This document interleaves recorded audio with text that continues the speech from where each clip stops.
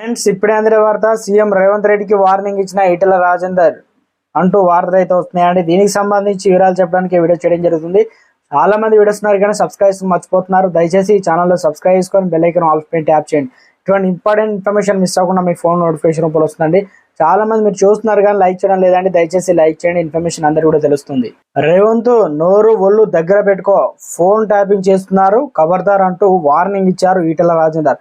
వ్యాపారస్తులను blackmail చేసి చేస్తున్న వసూళ్లు చిట్టా రికార్డు అవుతుందని తెలిపారు. ఈ మధ్యకాలంలో నడుమ మంత్రపు సిరిలాగా ముఖ్యమంత్రి పదవి వచ్చిన రేవంత్ నెల రోజుల్లోనే 2 నాలుకల ధోరణి మాట్లాడుతున్నారని ఫైర్ అయ్యారు.